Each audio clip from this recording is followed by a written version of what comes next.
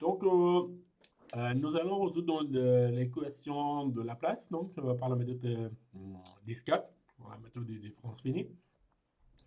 Donc, pour vous présenter le problème, comme vous voyez ici, donc deux fois dérivée de température sur Y, plus deux fois de température dérivée de température sur Z. Et donc, on va considérer qu'on a un domaine rectangulaire avec L, Y, L, Z. Et sous l'extrémité, on va mettre les températures de T1, T1 qu'on voyait ici, partout. Alors, dans l'exercice qu'on va faire, donc partout, je vais imposer une température T1. Et puis par la suite, vous avez la possibilité de modifier en fait le programme pour pouvoir résoudre le système avec les conditions limites qu'on a présentées ici. Alors, pour cela, donc d'abord, il va faire des discrétisations sur Y et Z, comme je vous ai expliqué auparavant. Et donc, l'idée, c'est obtenir le système d'équation A 2D fois T égale à B, ce que je vous ai présenté dans la vidéo précédente. Et on résout le problème. Donc, ça, c'est la matrice de A.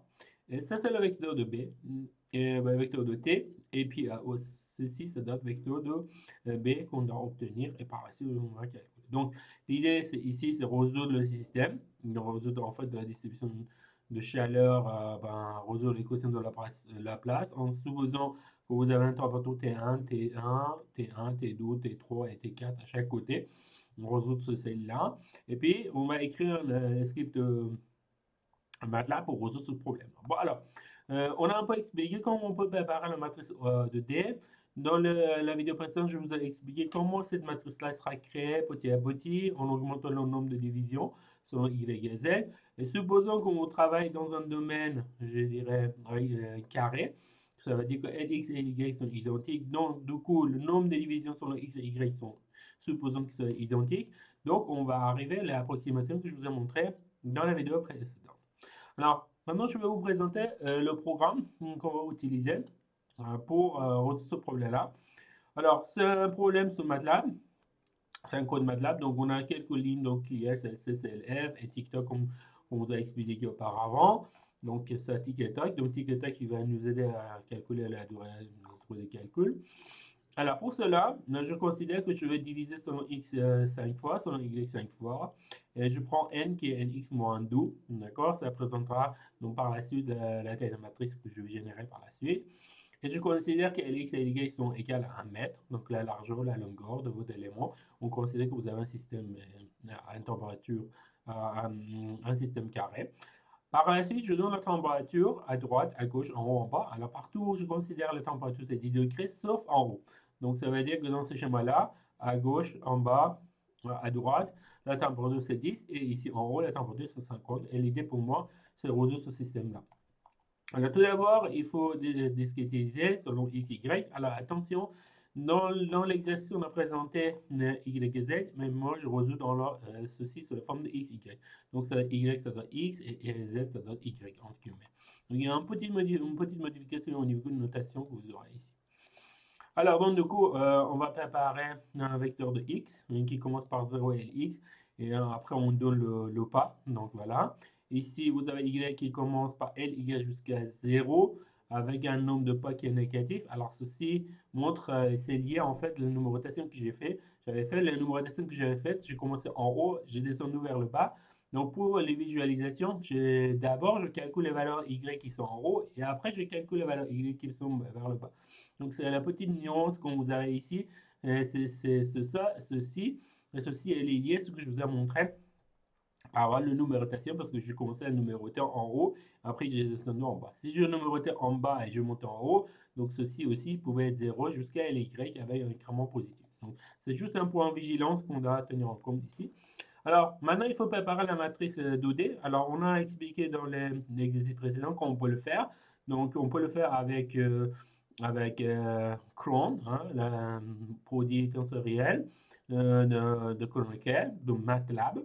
Alors pour cela, d'abord, il va préparer une matrice d'identité avec taille de n en minuscule, qu'il s'agit de quoi? La taille de nombre de divisions moins 2.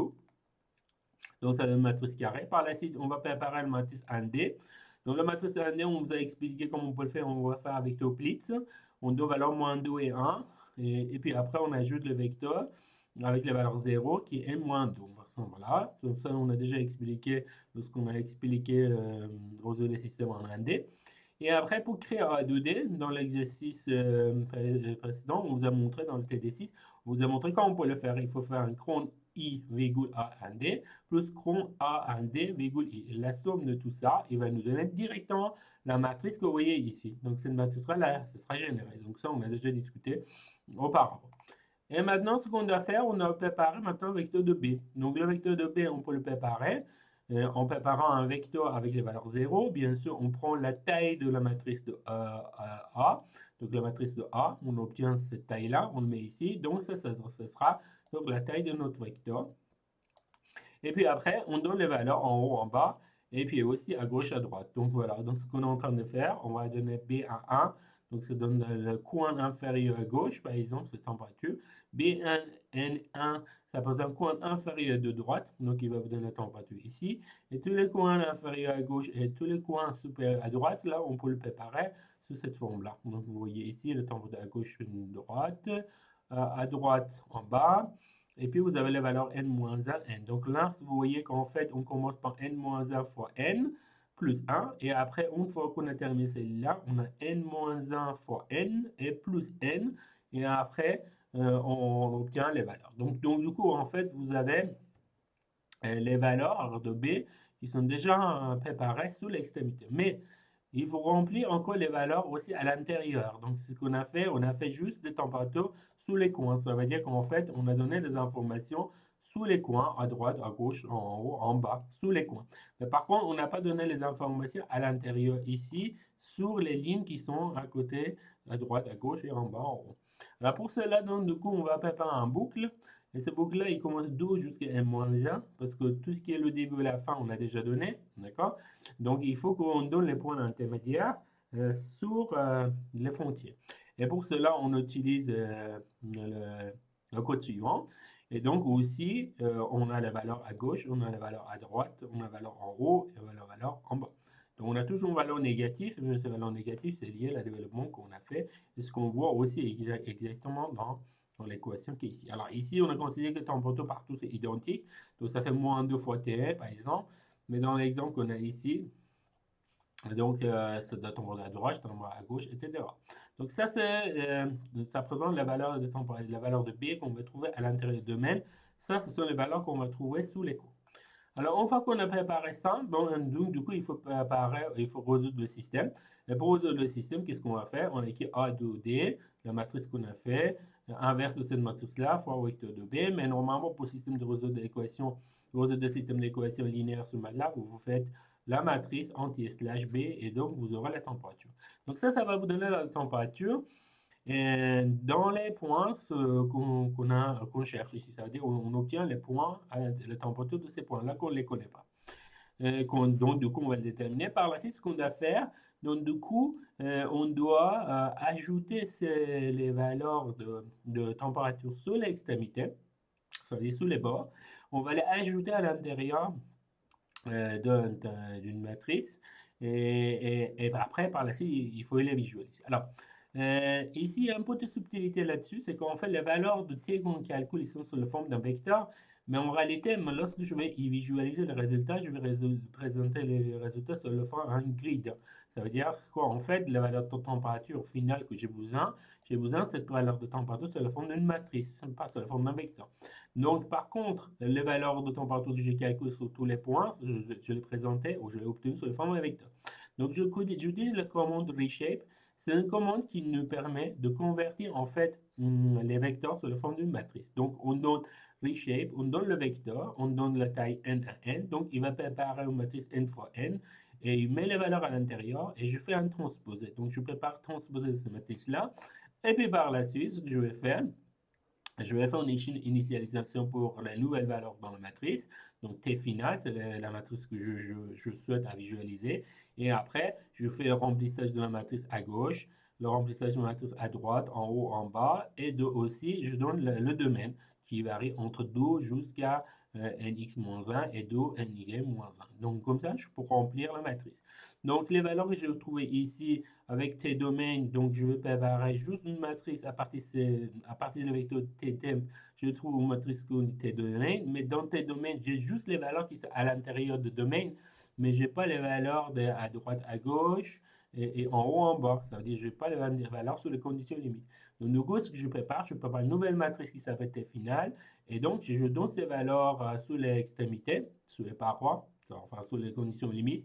Et puis après, par la suite, la valeur de domaine qui est à l'intérieur de ce domaine-là, je le donne ici par la suite.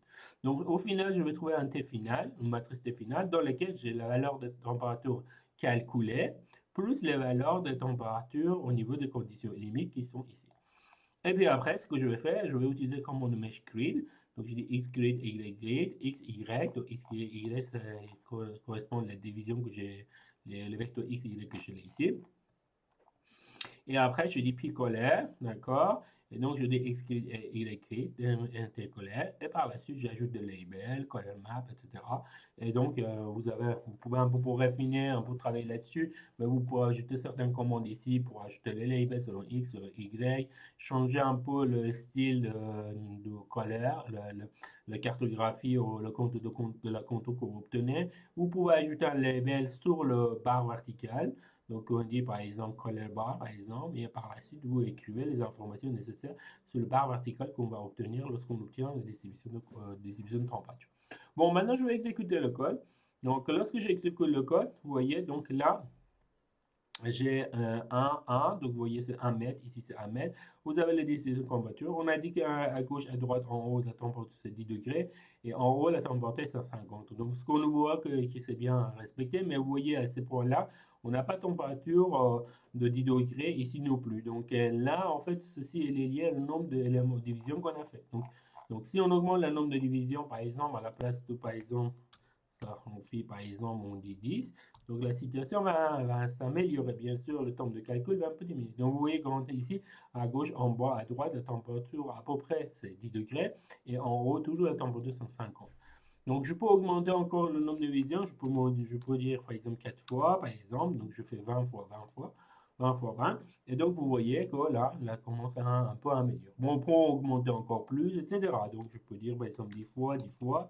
Donc, lorsque je fais ça, je vais avoir un système d'équation résoudre, donc ça va prendre un peu plus de temps. Donc, vous voyez qu'on obtient la distribution de température, le champ de température avec ces conditions limites qu'on a impliquées. Alors après, j'ai ajouté une commande de shading interpret, quand il va faire interpolation, entre guillemets. Donc, si j'enlève celui-là, je clique ici, donc vous voyez qu'en fait, les lignes qu'on avait avant, ils sont parties, donc on voit la distribution de chambres de température qui sont présentées ici. Donc après, vous avez toujours la possibilité de changer celui-là avec d'autres commandes, etc. Moi, je l'enlève, donc je le présente ici. Je peux présenter Picolet avec Surf, par exemple. Et je peux l'activer, donc vous voyez, je peux le présenter en 2D, donc on voit que la température ici c'est 50 degrés, les restes sont 10 degrés. On le présente sous la forme, en présentation 3D. Alors moi, pour la présentation qu'on fait dans le cadre de l'exercice, je vais désactiver les deux, donc on obtient la distribution. Bon, bien évidemment, je peux augmenter le nombre de divisions ici. Donc je leur ai dit par exemple c'est 20, etc. En augmentant le nombre de divisions, bien évidemment, le temps de calcul va augmenter. Donc vous voyez ici, c'est marqué busy. Et là, le code il a calculé, donc on obtient la distribution de température. Bon, bien évidemment, ce sera plus intéressant de regarder celle-là sous cette forme-là. Et si je fais comme ça, donc vous allez voir la distribution de contrainte. Donc il est beaucoup plus lisse. Et donc on voit les valeurs de température en centigrades ici. Donc c'est celle les commandes qu'on a ici nous permet d'écrire et ajouter les informations sur le barre vertical.